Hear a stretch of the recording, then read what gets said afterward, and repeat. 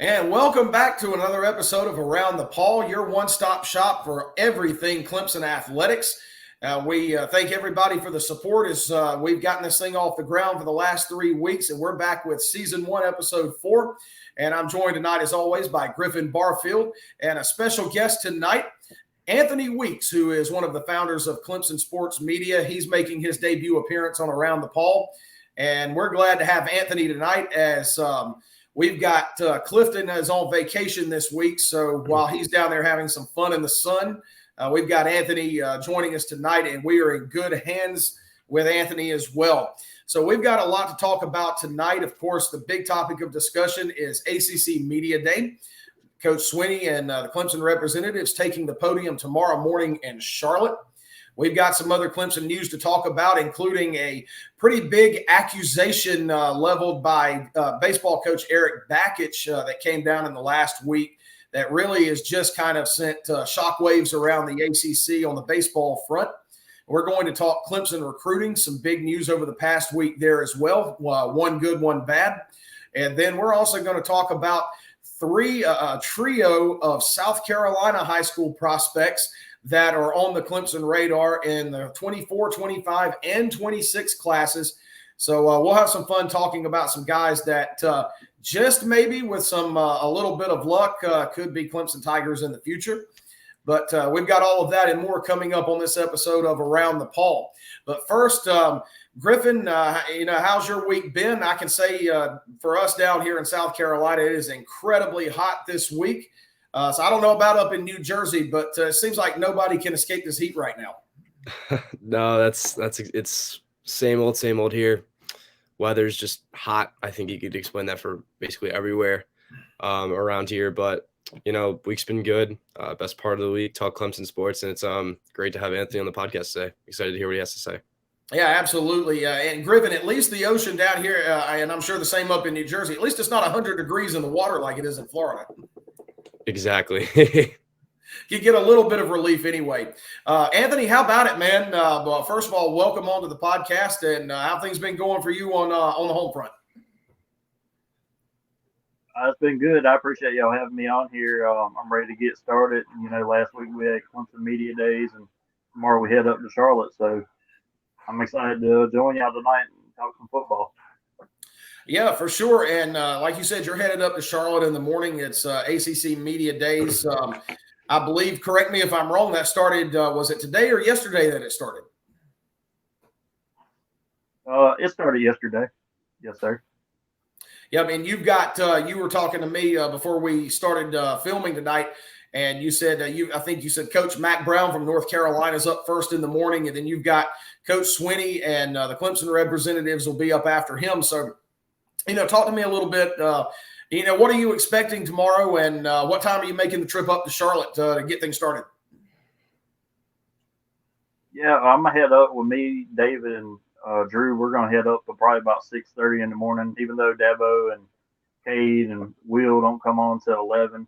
It's a big event with NC State and North Carolina being there too. So we want to make sure we get there early and get a seat. So we don't get put in the back. So we're going to get there and we're going to listen to Mac Brown and his players talk first, and then Dabo have a press conference first, then followed by Kay, Will, and Tyler Davis. So I'm expecting, Dabo to be upbeat and excited to get into fall camp. I wouldn't expect anything different this time of year from Dabo. Yeah, there's no doubt about it. And, Griffin, Anthony, I'll ask both of you this.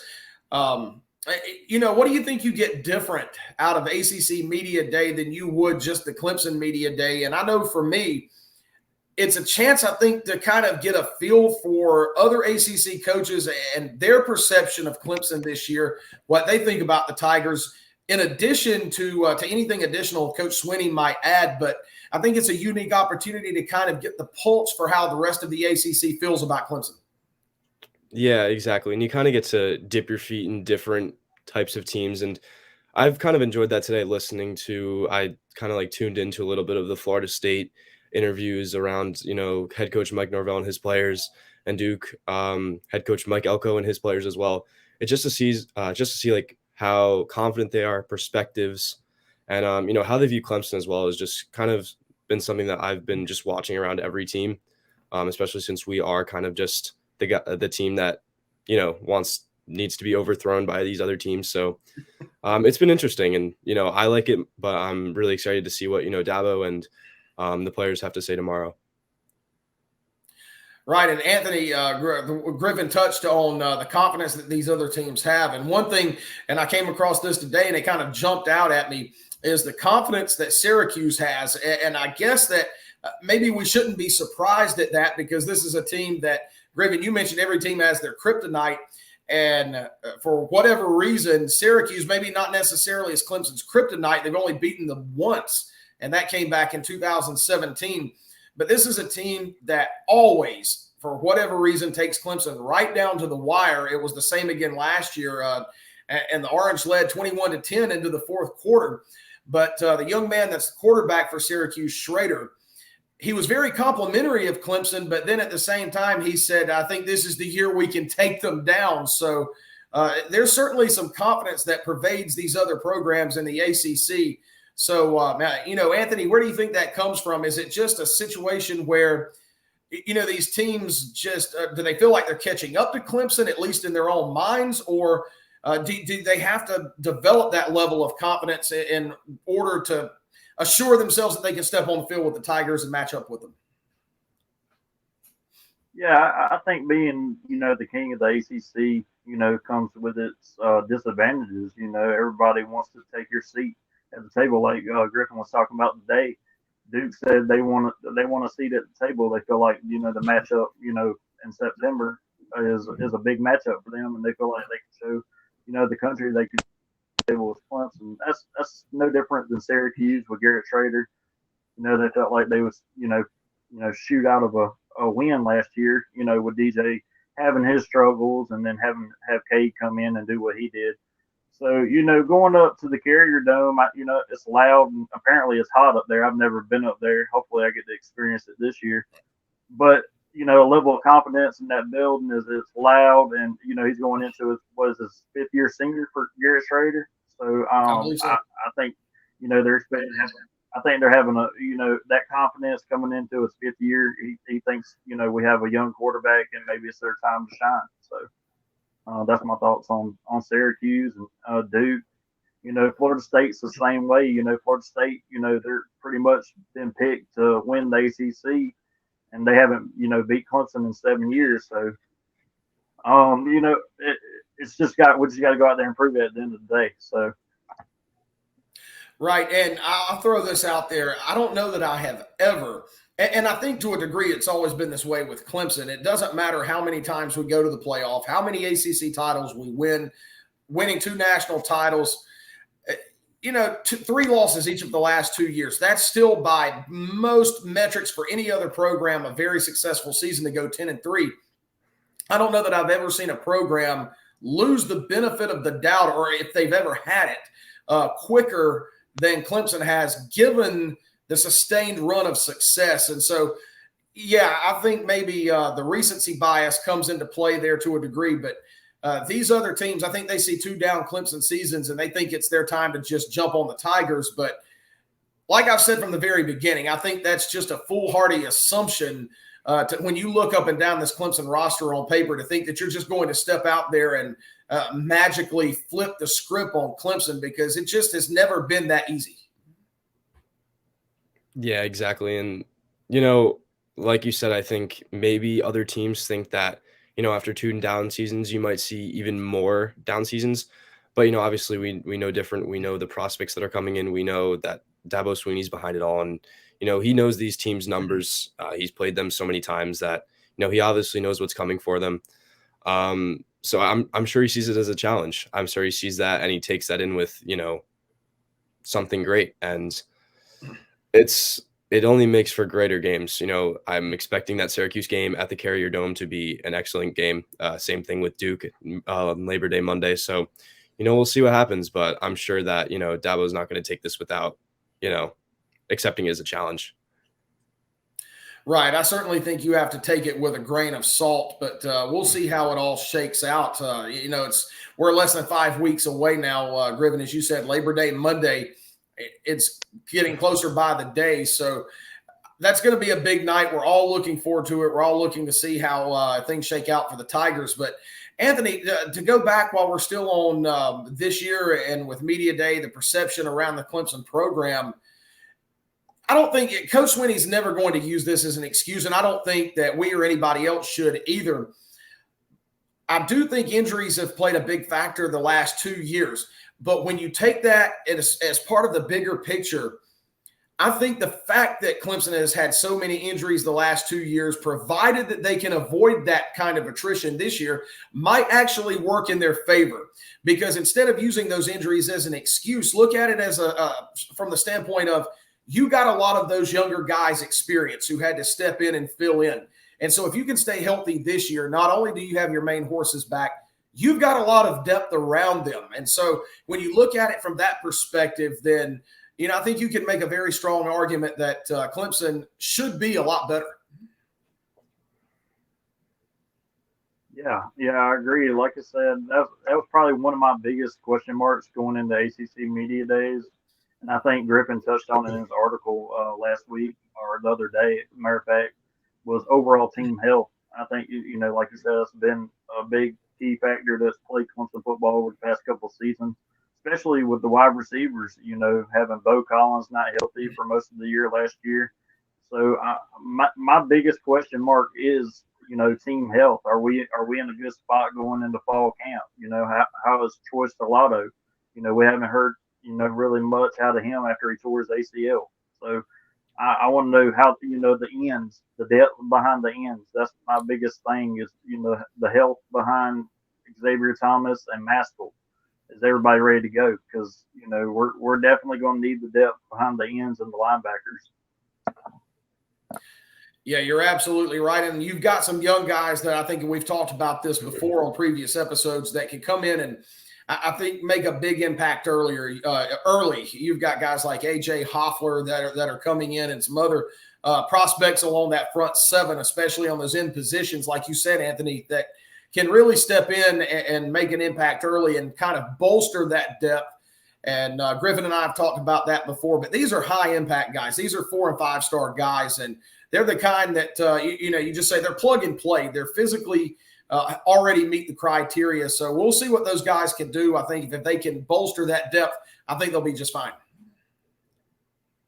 Yeah, and, football is also just a next man up sport. Injuries happen. And, it comes with the sport. And I think that especially with how these younger guys have had, had to step up, had to take snaps in big games because, key players have gone down. I think it's huge. I think, especially like how Anthony touched on in the wide receiver room is probably the best example that we can do because we have guys like Bo Collins and Adam Randall who have shown signs of just absolute just promise. And, guys, I'd say maybe Cole Turner, for example, maybe he had to step up a little bit more and he flourished into a great player in the ACC championship game. So now you have, two sides of guys who only make for a better offense. So I just think that, injuries happen. It's a next man up type sport. But I think that, with the mixture of these good guys coming back that were injured last year and the guys that had to take the next man up, you're obviously going to have a better team as a whole.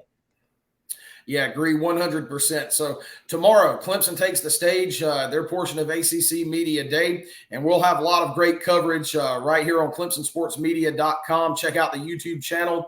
We'll have videos up there, I'm sure, and you can follow us on Twitter at CU Sports Media as well. And Anthony and the guys, y'all are headed up to Charlotte in the morning. You're going to have lots of great content, so I can't wait to see it. I'll be at work, and I'll be jealous at the same time, so check it out.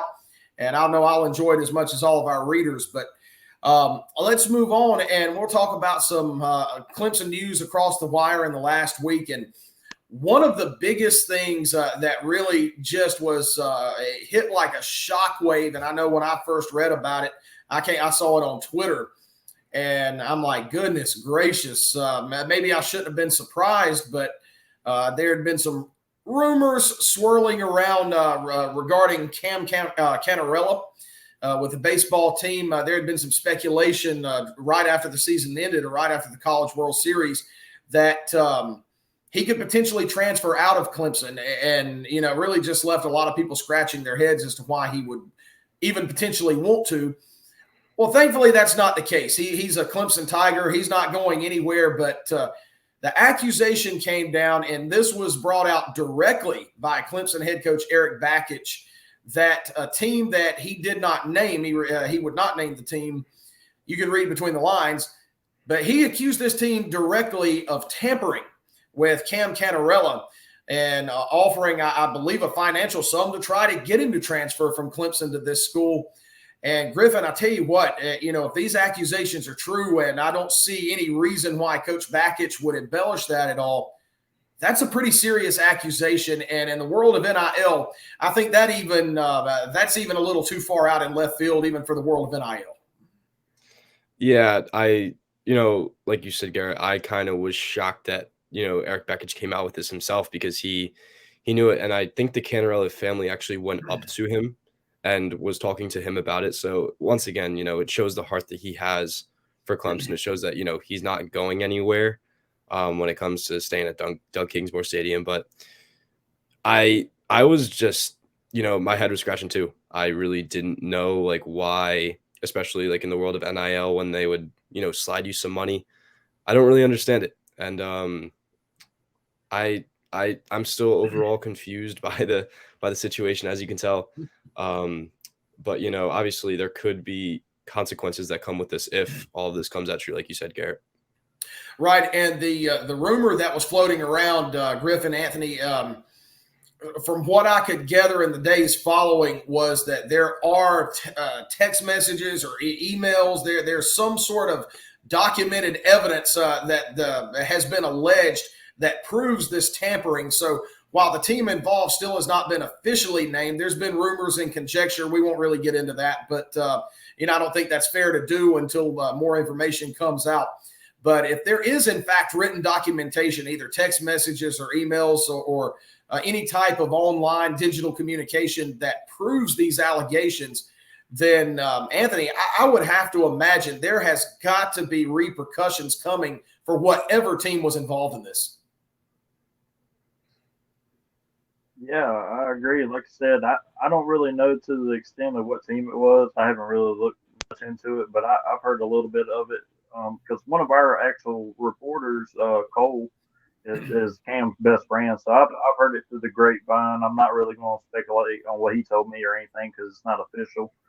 Right. But yeah, I'd imagine there's going to be some heavy penalties, kind of like what happened at Tennessee and what happened up there at Michigan with Harbaugh. So I'd imagine there will be some kind of repercussions for whatever team it is.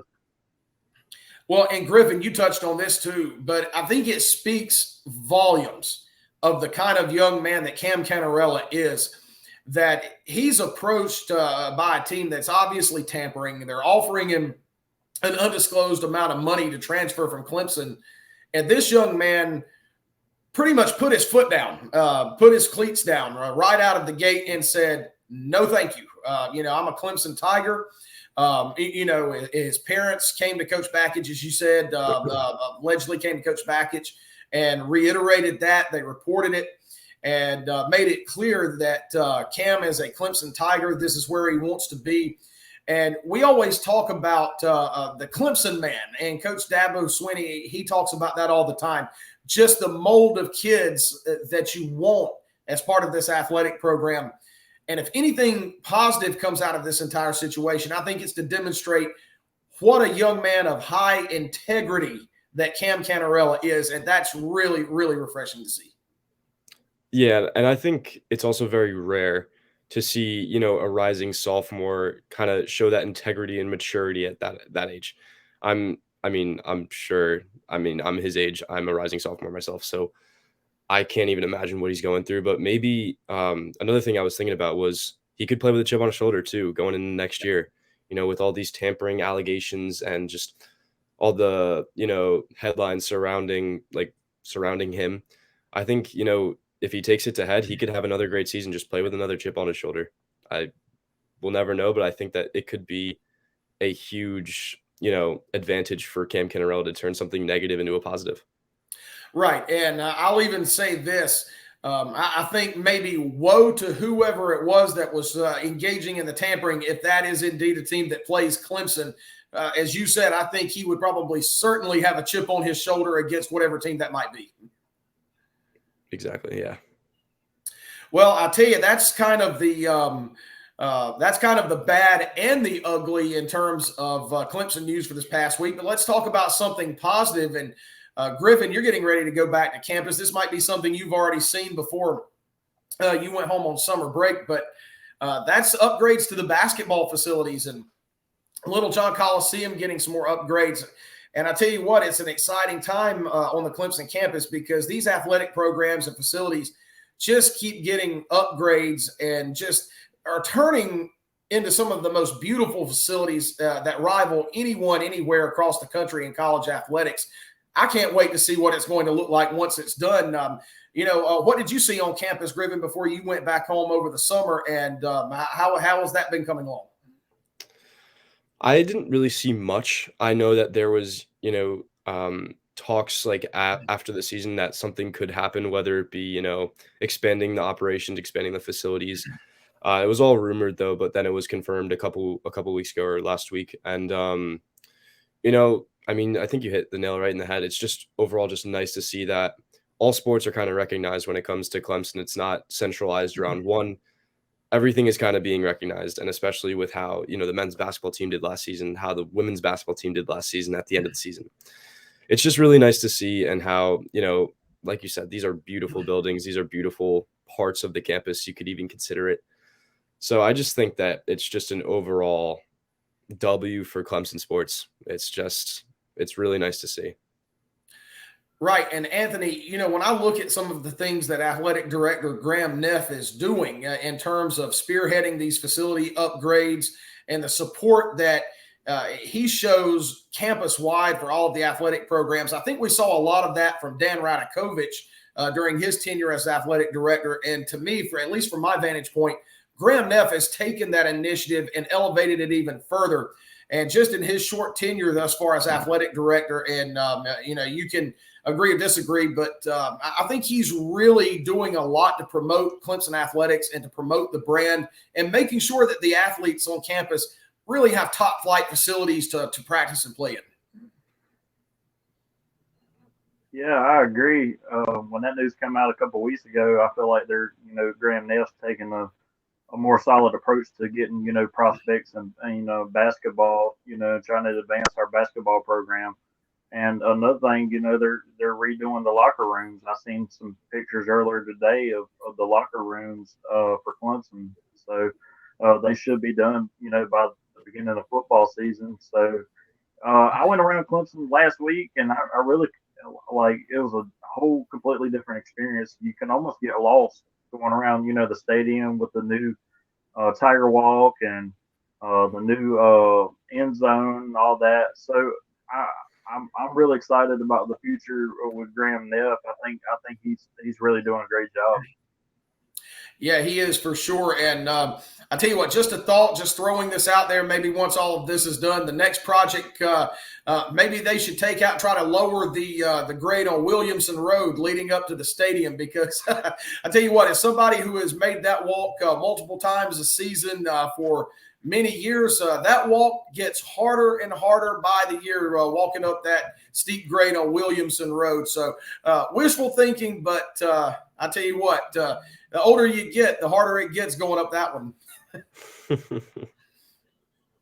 So I tell you what, let's move on. We're going to talk some Clemson recruiting now. And again, we've got the good, the bad, and the ugly.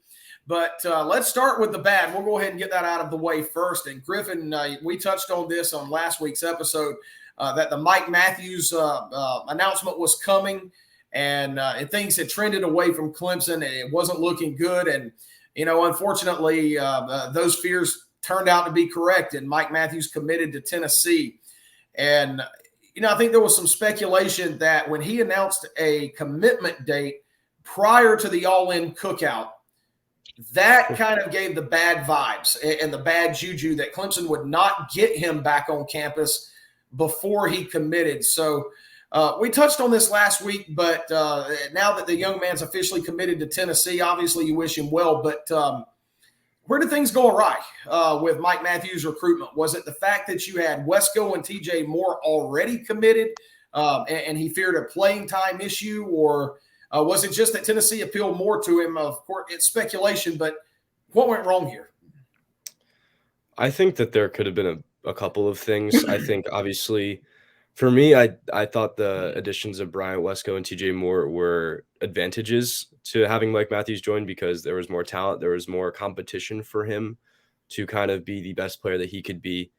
But another thing that could, that's always been in the back of my head since, talking about this whole Tennessee and Clemson, fight over some of these recruits is the Orange Bowl.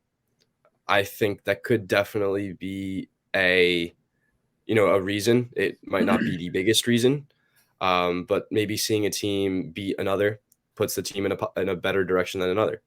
That could be something else. But, like you said, I wish him the best of luck. Although I'd love to have him in a different orange. I think that, he's a great player.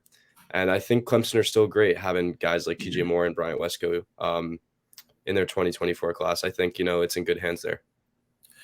Yeah, I agree with you 100%. And Anthony, you follow recruiting pretty closely. What did you hear on that front? Anything different from what we've already talked about? And was there anything that you heard from behind the scenes that maybe swung Matthews' recruitment up toward Knoxville? Yeah, I didn't really hear nothing different than what y'all heard. I know it's a tough loss for the Tigers.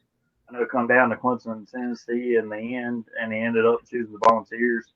I think of it as a loss because of his talent and skill set, but the impact of not getting him doesn't set back the Tigers. After the commitments of, TJ Moore and Wesco, Matthews is probably going to be an overassign.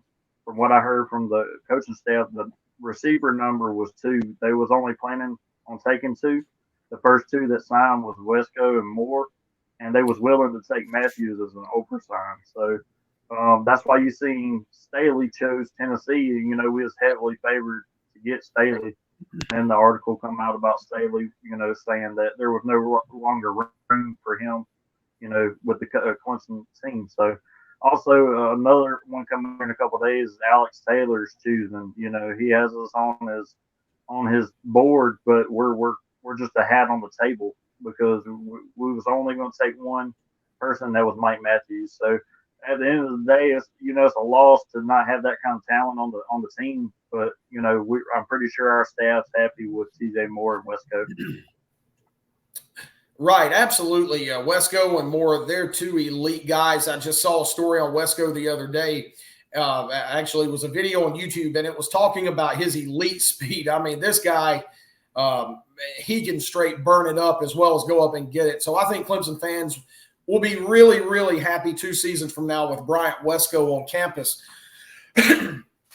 But, guys, we talk about how it's disappointing not to get a guy like Mike Matthews, and he is a great talent. Well, let's talk about a great talent that Clemson is getting. And we knew there was another announcement coming up this past week. That was from defensive back Corian Gibson out of Texas. And projections had him trending toward the Tigers, and thankfully those projections turned out to be correct. Corian Gibson, a few days ago, committed to Clemson on July 22nd. A high 4-star defensive back, a huge get for Clemson Griffin, and somebody who just fits in so nicely with this 2024 class. Definitely. And I think with Gibson signing, I think this whole Clemson defensive class of 2024 finishes with an A+ or an A at least. I think, he fits in perfectly. Like I said yesterday, he joins Ricardo Jones. He joins if cornerbacks Andrew Makuba and Nate Wiggins stay, they have great mentors to learn from. It just says that, this Clemson defense especially is in great hands. And, even when guys get old and graduate or go on to the NFL, you have great talents and, guys like Gibson and Ricardo Jones coming right back up. And Anthony, I don't ever remember Clemson taking this many cornerbacks in a single class. You've got, like I said, Corian Gibson, Ricardo Jones, Noah Dixon, Ashton Hampton, and a couple of others. it's just an embarrassment of riches at the defensive back and the defensive backfield position here in 2024. And what it says to me is that, and Griffey, you said the same thing, Clemson's secondary is going to be really, really good for a really long time if all of these guys pan out and perform to the level I think everyone believes they're capable of playing at. Yeah, I agree. You know, Mike Reed, he's a great recruiter, and he can win the battles when it comes down to the wire. I know a lot of recruiting services switched their percentages on Clemson and Texas down at the last minute. I watched on 3 the night before Corian's commitment. I watched them flip from from Texas to Clemson, and the next day they was 100% Clemson, and that's when I kind of knew, you know, if it comes down to the wire, you're going to have Mike Reed is going to win that battle most of the time. I mean, there's a reason Georgia wanted him on staff and was willing to pay the big bucks to get him. But I'm glad we got him as a recruiter. And just to speak on Corian, man, he's a top 60, 70 player in the country, top 7 in his position. So I think he's going to be one of the greats to leave Clemson when he gets a chance to come play on the field. Yeah, and with his commitment, that brings Clemson's 2024 class up to 17 commitments, and by just about every metric in recruiting side, it brings Clemson well inside the top 10. I think the lowest that any site has Clemson's class at now is number 9. One has them as high as number 6, and a few somewhere in between those two numbers. And this class isn't done yet. 17 commitments. I don't think that Coach Swinney's taken any less than 20 in any class in recent memory. So there's still probably 4 or 5 more spots to fill. So, Anthony, that brings up the question, where does the class go from here? Obviously, you're probably not taking any more receivers. You're good in the defensive backfield. To me, I would think you're still targeting a couple of offensive linemen, especially since you missed out on a couple of big names that you really went all in on. Yeah, I was exactly going to say that. I think we need to turn our attention to Thomas Austin's room, you know, with having that one commitment from Ronan O'Connell. I think we took that one from Tennessee. That was the only battle we won between us and Tennessee this year. So the latest offer to go out was Elijah Thurman. I think it went out last week. He's a 3-star inside offensive lineman from Hinesville. After that, it's still yet to be seen where we turn for offensive linemen. I know a lot of Clemson fans are, you know, worried. I'm actually worried myself. You know, I figured we would lock down the offensive lineman first, but Thomas Austin, you know, he had a great class last year, so I'm not expecting, you know, to get a big splash this year. Maybe we can look forward for 2025, and maybe we can get a couple big names then. Yeah, and guys, it really seemed like when Westfall didn't commit to Clemson, and he was a young man that was almost universally considered a lock to Clemson up until the last really probably 12 to 24 hours before his announcement. And then at the 11th and a half hour, he commits to Florida. That was a big loss. Westfall's a very talented young man, and it really seemed like when Clemson lost out on him at the last minute, that just derailed any of the momentum that Thomas Austin had and Clemson had on the recruiting trail when it came to offensive linemen. It seemed to be a negative domino effect from that point. Yeah, that's what I was about to say. I think a couple of days after was Satterwhite. I know that he went to Tennessee, and then forget his name, but I said that he committed to Alabama. Yeah, he went to Alabama. So I think, you know, it's really important to get another guy joining that class, even as just, you know, persuasion to other offensive linemen. But I think that's just it. It might be time to push the panic button at some point. But like what Anthony said, last year's recruitment class was very good. So it could be in better hands with that class. But, you know, there's still a lot of work to be done from the offensive lineman room. Right. And Anthony, the offensive line position group, it's probably the most fickle when it comes to recruiting because it's probably the most developmental position, even among guys that are 4- and 5-star recruits. They have to come in and even develop for a year or two before they become impact guys, unless it's a really just rare circumstance. And so you can't afford to swing and miss on too many recruiting classes on that offensive line. As Griffin pointed out, thankfully, a really good haul of linemen in the 23 class. But the way things have shaken out for the 24 group, I don't think Clemson can afford that type of not having that type of success in the 25 class, because at that point, you really start to thin out along that offensive line group if you have 2 bad years in a row on the recruiting trail. So I think it makes it that much more imperative that Thomas Alston go out and make a big impression on some of these 25 class of 25 recruits. Yeah, I agree. You know, from the 2020 and the 2021 offensive linemen that we got, you heard in the spring Ian Reed and Harris Sewell. You know, they're taking a second team reps, and that's not saying much about our second team guys. You know, that we received in 2021. You know, Tristan Lee, he took a while to develop, and he's probably going to step into a big role this year. But you can't sign Blake Millers every year. You know, and you know Blake Miller still struggled last year as a true freshman. I expect him to have a big year this year, but like I said, you got to have that development. You know, you got to have that time. You know, it's not a plug and play position. I would say, you know, like some other positions. So, yeah, I hope we land at least 2. Well, I think we need to take 2 more this cycle to be safe. I think it's kind of, you know, we can't take people that need to be, you know, a project is what I'm gonna say. You can't take a project at this point. You gotta have some kind of talent, and you know, especially if we're gonna. Yeah, I agree 100%. It's going to be interesting to see how the rest of this class shakes out, who else Clemson takes. Again, like I said, I think probably you're going to add 4 or 5 more guys to this class. Hopefully a couple of them are offensive linemen, but we'll see how that shakes up.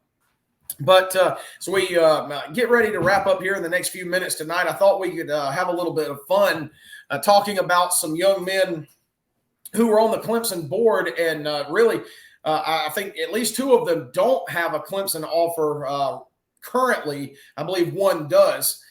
But 3 top flight prospects here in the state of South Carolina. And I think a lot has been made, at least in Palmetto State circles, that Clemson doesn't either they don't target them as hard or they don't take as many in-state guys as South Carolina does. I think part of that's a product of Clemson's such a brand on the national level. They can go out and get guys from Texas and California and dip into Georgia, take some guys away from the Bulldogs. But there's a lot of talent here in South Carolina as well. And there's 3 guys that have been at least on the Tigers' radar, 1 from the 24 class, 1 in 25, and 1 in 26. And I thought we could talk a little bit about tonight. And first up, kid in the 2024 class, and I would say I don't know how likely it is that Clemson would extend a last-minute offer that he would sign with the Tigers, but he has been to camp at Clemson on multiple occasions. He's been on Clemson's radar, and he's a very talented player. And Griffin, like I told you, I've seen a couple of these guys play. This young man is Marquise Henderson. He's a 4-star running back from Belton Honea High School, which is really about 35 minutes or so from Clemson's campus. And this is a young man that rushed for well over 1,000 yards last year, 5'10", 170, runs probably between a 4.4 and a 4.5 40.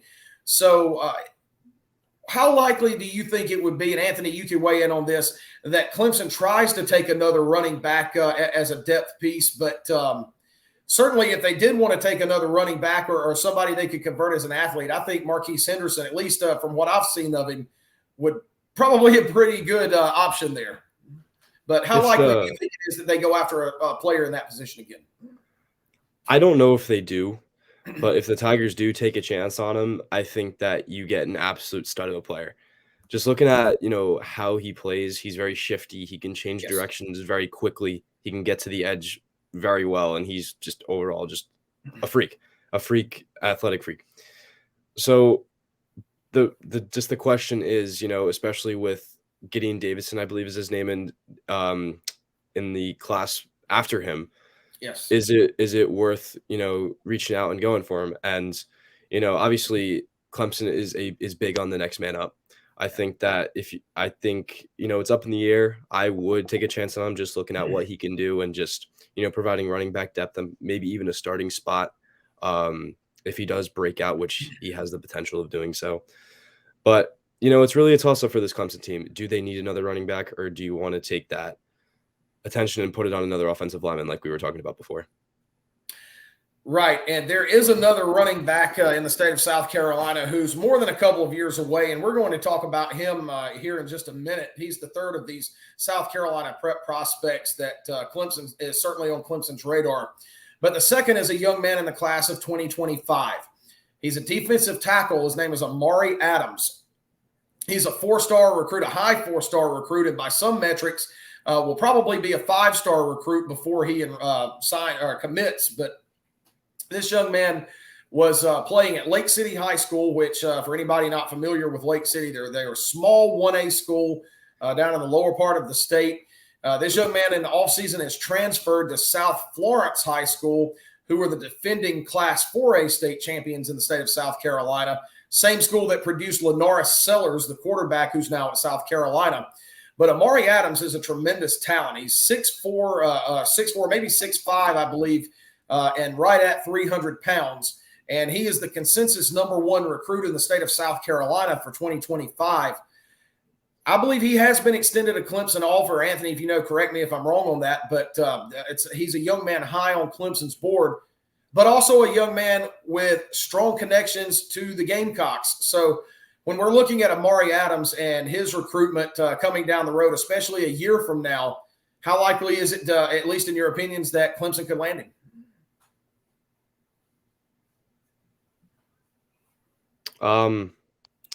I'm not really – I did see on 24/7 that he was crystal balled to South Carolina by two different insiders. They are both South Carolina insiders, so they may know a little bit more than we do.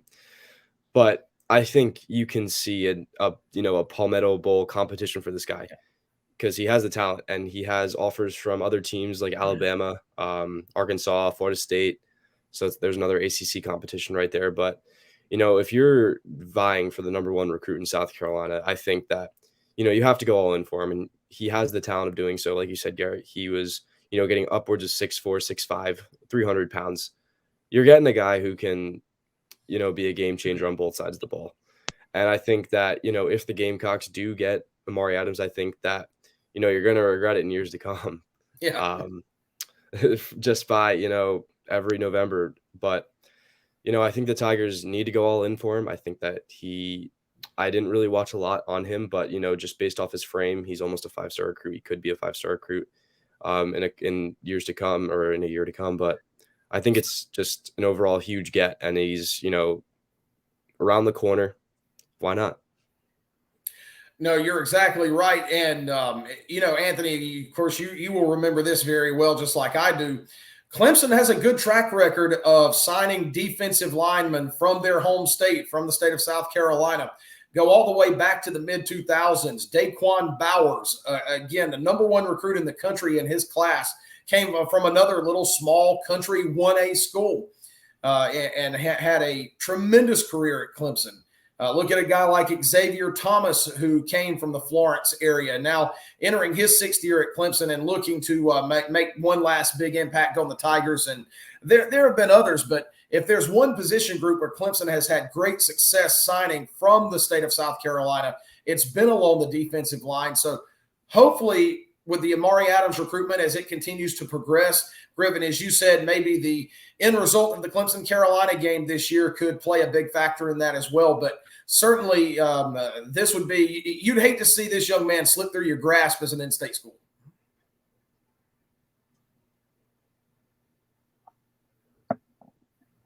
But, so we'll see what happens with Amari Adams for sure. But another young man, and one that I'm really, really excited about to see where he goes and what he does in the coming years is he's a young man that's still 3 years away. His name is Jalen McGill, running back for Broome High School, which is just right in my backyard, about 30 minutes from my house. And I'm sorry to say that Broome High School is one of the arch rivals of my high school. We have to play this young man every year for the next 3 years. Had to play him twice last year, which wasn't all that fun. But Jalen McGill is already a consensus 4-star recruit for the class of 2026. He's going to be, I think, undoubtedly a 5-star recruit by the time it's all said and done.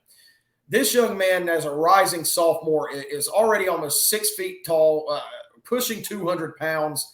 He rushed for 1,600 yards and 23 touchdowns as a freshman on the high school level last year. It just numbers you don't see from a 14-year-old freshman player. And he's got every tool imaginable: speed, strength, vision. And so it's going to be interesting, Griffin, to see the recruitment for Jalen McGill play out.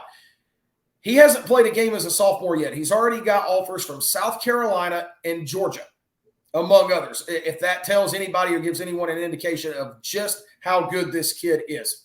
He's the number 1 ranked recruit in the state for class of 26, and some metrics already have him as the number 1 ranked running back recruit in the country for the 26 class.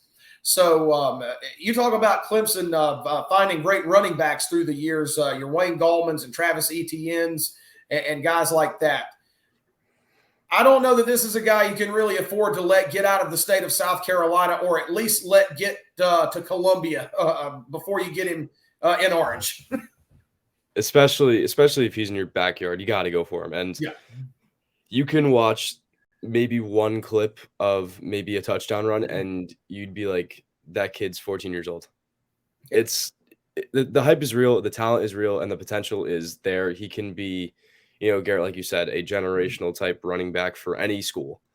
And, already offers from South Carolina and Georgia, like you said. I think Tennessee also put their hat in. Yes. And the kid has 3 years to go.